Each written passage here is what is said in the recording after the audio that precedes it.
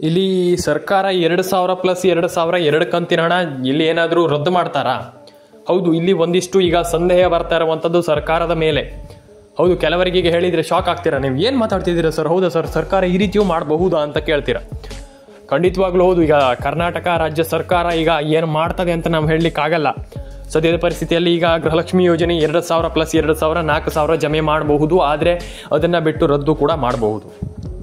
ಇದು ನನ್ನ ಒಂದು ಅನಿಸಿಕೆ, ನಾನು ಹೇಳ್ತಾ ಇರುವಂಥದ್ದು. ಯಾಕಪ್ಪ ಅಂತಂದರೆ ಸರ್ಕಾರ ರದ್ದು ಮಾಡ್ತಾ ಅನ್ನುವಂಥ ಒಂದಿಷ್ಟು ಸಂದೇಹಗಳಲ್ಲಿ ಕಾಡ್ತಾ ಇರುವಂಥದ್ದು. Welcome back asked updates Kannada. ಎಲ್ರಿಗೂ ತಿಳಿಸ್ಕೊಡ್ತೀನಿ. ವಿಡಿಯೋವನ್ನು 5 ನಿಮಿಷದಿಂದ 6 ನಿಮಿಷ ವಿಡಿಯೋವನ್ನು ನೋಡಿ ಕಂಪ್ಲೀಟಾಗಿ ವೀಕ್ಷಿಸಿ. ಇಲ್ಲ ಅಂತಂದರೆ ವಿಡಿಯೋನ 10 ನಿಮಿಷ ನೋಡಿ, ಡೆಫಿನೆಟಾಗಿ ನಿಮ್ಗೆ ಅರ್ಥ ಆಗುತ್ತೆ. ಎಲ್ರಿಗೂ ಒಳ್ಳೇದಾಗಲಿ ಅಂತ ಹೇಳ್ತಾ ಶುರು ಮಾಡಿ ಇವತ್ತೊಂದು ವಿಡಿಯೋನ. ಲೈಕ್ ಮಾಡಿಲ್ಲ ಅಂದ್ರೆ ಲೈಕ್ ಮಾಡ್ಕೊಳ್ಳಿ, ಶೇರ್ ಮಾಡಿಲ್ಲ ಅಂದ್ರೆ ಶೇರ್ ಮಾಡ್ಕೊಳ್ಳಿ, ಸಬ್ಸ್ಕ್ರೈಬ್ ಮಾಡಿಲ್ಲ ಅಂತಂದ್ರೆ ಸಬ್ಸ್ಕ್ರೈಬ್ ಮಾಡ್ಕೊಳ್ಳಿ. ಬನ್ನಿ ಇವತ್ತೊಂದು ವಿಡಿಯೋವನ್ನು ಜಾಸ್ತಿ ತಡ ಮಾಡಿದ್ರೆ ಶುರು ಮಾಡೋಣ.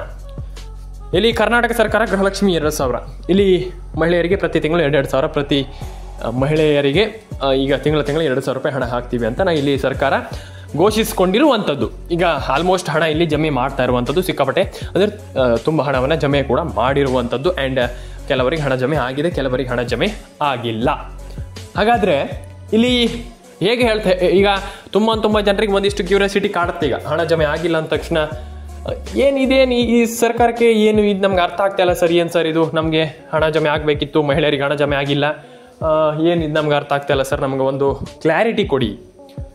ಕ್ಲಾರಿಟಿ ಅಂದರೆ ತುಂಬ ಇಂಪಾರ್ಟೆಂಟ್ ಆಗುತ್ತೆ. ಈಗ ಕ್ಲಿಯರ್ ಆಗಿ ಹೇಳಿ ನಮಗೆ ಈಗ ಗೊಂದಲಗಳಿಲ್ಲ, ಈಗ ತುಂಬ ಗೊಂದಲಗಳಿದೆ, ಆ ಗೊಂದಲಗಳನ್ನು ಪರಿಹರಿಸಿಕೊಳ್ಳಲಿಕ್ಕೆ ಕ್ಲಿಯರ್ ಆಗಿ ಹೇಳಿ ಅಂತ. ಎಸ್, ಬನ್ನಿ. ಇಲ್ಲಿ ಮೊದಲನೇದಾಗಿ ಗೃಹಲಕ್ಷ್ಮಿ ಯೋಜನೆ ಹಣ ಜಮೆ ಆಗ್ತಾ ಇರುವಂಥದ್ದು ಈಗ ಸದ್ಯದ ಪರಿಸ್ಥಿತಿಯಲ್ಲಿ ಅದನ್ನು ರದ್ದು ಮಾಡ್ತಾರ ಅನ್ನುವಂಥ ಸಂಶಯಗಳಿಗೆ ಕಾಡ್ತಾ ಇರುವಂಥದ್ದು. ಯಾಕಂತಂದರೆ 2,000 ರೂಪಾಯಿಯನ್ನ ಹಣವನ್ನು ಇಲ್ಲಿ ರಿಲೀಸ್ ಮಾಡ್ತಾ ಇಲ್ಲ ಸದ್ಯದ ಪರಿಸ್ಥಿತಿಯಲ್ಲಿ. 4,000 ರೂಪಾಯಿಯನ್ನ ರಿಲೀಸ್ ಮಾಡ್ತಾ ಇಲ್ಲ ಅಂತಾನೆ ಹೇಳಬಹುದು ಸ್ನೇಹಿತರೆ. Breaking news.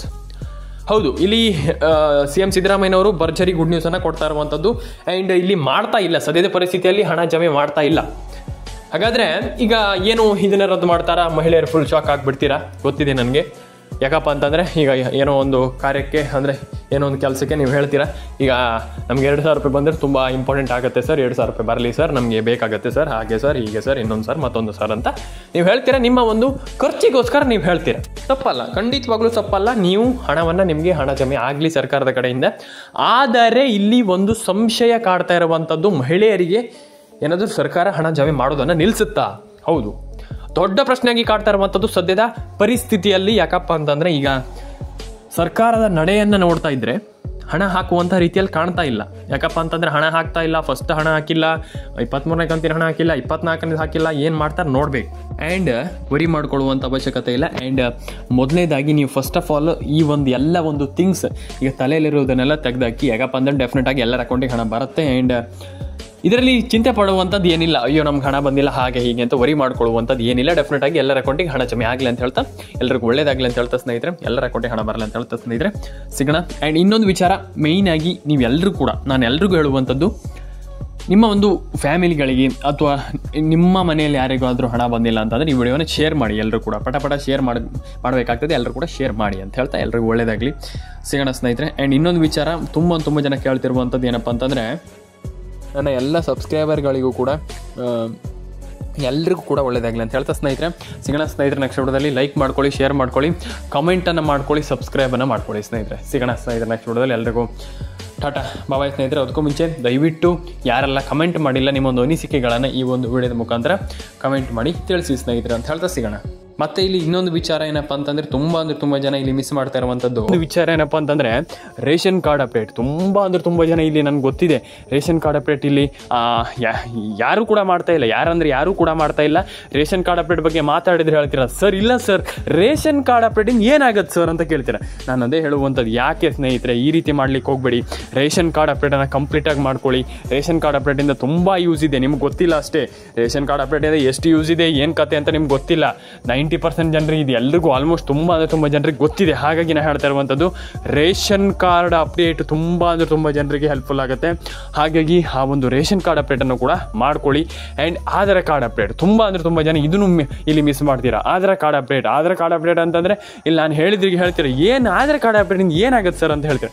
ನಾನು ಒಂದು ವಿಚಾರವನ್ನು ಹೇಳ್ತೀನಿ, ಆಧಾರ್ ಕಾರ್ಡ್ ಅಪ್ಡೇಟು ತುಂಬ ಇಂಪಾರ್ಟೆಂಟ್. ನಾನು ಅದೇ ಹೇಳ್ತಾ ಇರುವಂಥದ್ದು, ಆಧಾರ್ ಕಾರ್ಡ್ ಅಪ್ಡೇಟನ್ನು ಕೂಡ ಕಂಪ್ಲೀಟಾಗಿ ಮಾಡ್ಕೊಳ್ಳಿ. ಆಧಾರ್ ಕಾರ್ಡ್ ಅಪ್ಡೇಟ್ ಯಾರು ಕೂಡ ಅದನ್ನು ಮರಿಲಿಕ್ಕೆ ಹೋಗಬೇಡಿ. ಆಧಾರ್ ಕಾರ್ಡ್ ಅಪ್ಡೇಟನ್ನು ಕಂಪ್ಲೀಟಾಗಿ ಮಾಡ್ಕೊಳ್ಳಿ. ಆ್ಯಂಡ್ ರೇಷನ್ ಕಾರ್ಡ್ ಅಪ್ಡೇಟನ್ನು ಮಾಡ್ಕೊಳ್ಳಿ.